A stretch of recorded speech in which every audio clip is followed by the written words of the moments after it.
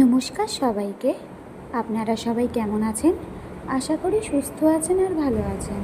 কিন্তু এই সময় এই ঘটনা শুনে আমরা সবাই সুস্থ থাকলেও কেউ ভালো থাকতে পারছি না, মানসিক দিকভাবে আর মনের দিকভাবে।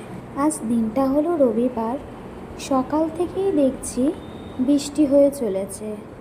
তো বেলকনিতে এসে একটু বৃষ্টি দেখছিলাম, আর এখানে আমার বেটু ওর পাপার জন্য ওয়েট করছে।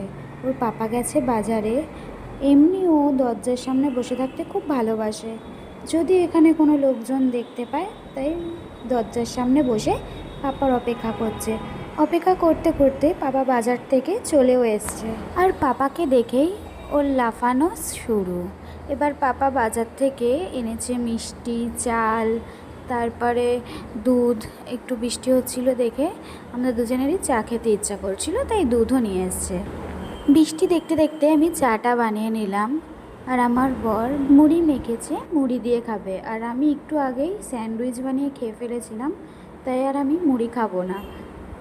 আর এই যে বেটু, এখানে ও বিস্কিটের জন্য বসে আছে। তারপরে খেয়ে দিয়ে আমরা দুজনে সবজি কেটে নিয়েছি একসাথে, কারণ এমনি বেলা হয়ে গেছে, রান্না করতে হবে। তো তার জন্য দুজনে একসাথে কাটাকুটি করে ও চলে যাচ্ছে রান্না করতে, আর আমি আমার বেটুর সাথে কথা বলতে বলতে বাকি সবজিটুকু কেটে ফেললাম। আমার বর রান্নাঘরে এসে রান্না শুরু করে দিয়েছে। প্রথমেই বেরেস্তাটাকে ভেজে নিচ্ছে, তারপরে কি করবে আমি জানি না, আমি অতটা দেখিও নি। ঢাকনাটা খুলতে বললাম হাঁড়ির, দেখলাম চিকেনটা ম্যারিনেট করে রেখে দিয়েছে। আর এত সুন্দর লাগছিল ও যেভাবে ম্যারিনেট করে রেখেছিল, ভীষণ ভালো লাগছিল দেখতে। আর এখানে বৃষ্টি হচ্ছে বলে গুজি বারবার বেলকনিতে চলে আসছে বৃষ্টিতে ভিজবে বলে। আর ও কিন্তু বেলকনিতে একা আসবে না, নয় ওর মাম্মাকে চাই, নয় ওর পাপাকে চাই। পাপা রান্নায় ব্যস্ত দেখে আমি আসলাম বেলকনিতে ওর সাথে। একটু ভিজবে, আমি একটুখানি দাঁড়াবো, আর না দাঁড়ালে না ও চলে আসবে, এসে প্রচণ্ড লাফালাফি করবে, দাঁড়াতে দেবে না, বসতে দেবে না। তাই বললাম ঠিক আছে চল, তো একটু যখন ভিজবি ভিজেই নেই। আর এখানে ওর পাপা দাঁড়িয়ে ডাকছে বলে দৌড়ে চলে গেল ওর পাপার কাছে।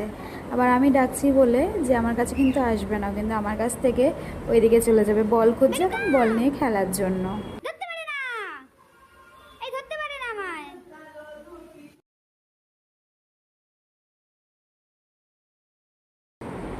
আমি আবার রান্নাঘরে এসে দেখছি যে বরের রান্না কত দূর।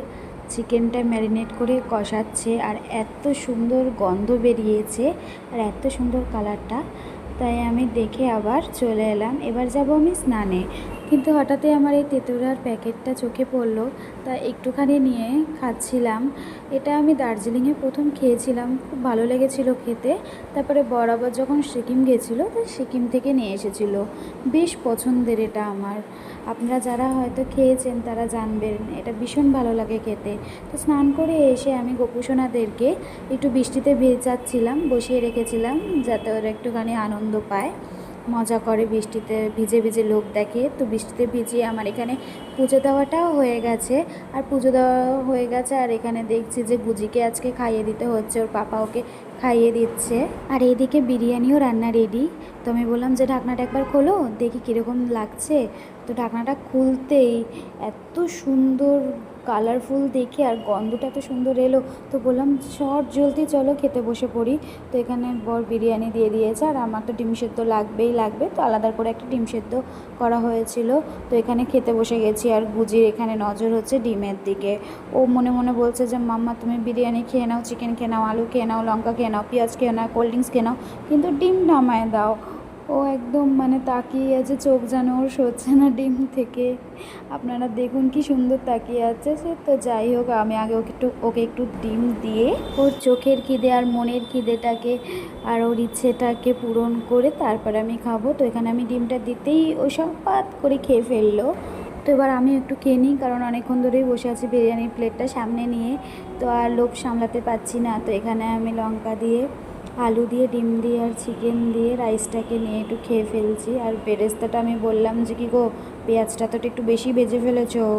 তো এখানে খেয়ে দিয়ে নিয়ে প্রসাদে যেহেতু আজকে আমি মিষ্টি দিয়েছিলাম, তো সেটাই আবার তুলে খেয়ে নিলাম। আর এখানে আবার গুজি চলে এসছে বৃষ্টিতে ভিজবে বলে। বৃষ্টি হলে ওকে আটকানোই যায় না, ও ঠিক যেভাবেই হোক বেলকনির দরজা ঠেলে ঠেলে খুলে হোক, বায়না করে হোক দরজা খুলেই ও ঠিক বেলকনিতে চলে এসে ভিজবে। তো একটুখানি ওর সাথে বেলকনিতে সময় কাটিয়ে তারপরে আবার রুমে চলে যাব। গিয়ে একটুখানি খেয়েছি, যেহেতু বিরিয়ানি ঘুম তো দিতেই হবে, তাই রবিবারে দুপুরে একটা ছোট্ট বিরিয়ানি ঘুম দিয়ে দেবো। আর যেমন বলা তেমন কাজ, শুয়ে পড়েছি দুজনে, আর আমার বর শুলেই ঘুমিয়ে পড়ে।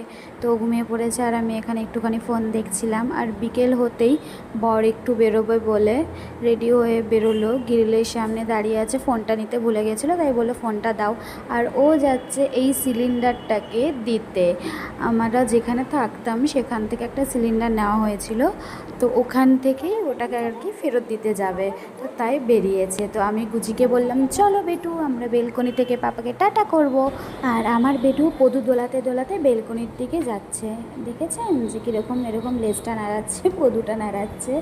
তো এখানে লকটা খুললাম দরজার, তো বাইরে গেলাম, তো ওকে আগে বসাতে হবে এই যে বসার জায়গাটা আছে। তো ওকে বসানোর পর দেখছি যে হঠাৎ বৃষ্টি শুরু হয়েছে। তো আমি আবার বরকে ফোন করে বললাম যে কী গো, বৃষ্টি হচ্ছে, তুমি কি করে বেরোবে? আর ও ঘুম থেকে উঠে হয়তো দেখেছে যে বৃষ্টি হচ্ছে না, না বুঝতে পারেনি, তার জন্যই বেরিয়েছিল। তো ও আবার ফেরত আসছে, তো নিচে চলে গেছিলো। তো আবার গাড়ির সামনে থেকে গাড়ি স্টার্ট দেওয়ার আগেই ও আমার জিনিস নিয়ে চলে আসছে। তো এখানেও আবার বেটু দেখলো বাবা পাপা বাড়ি চলে আসছে, তাই ও গেটের সামনে এসে দেখছে যে পাপা আসবে, মাম্মা বলছে যে পাপা চলে আসবে। সত্যি কি? তো বসে বসে একটু অপেক্ষা করছে পাপার, অপেক্ষা করতে করতেই পাপা চলে এসছে। এবার দেখুন ওর আনন্দটা, লেজটা নাড়াচ্ছে শুধু টুই টুই টুই টুই করে।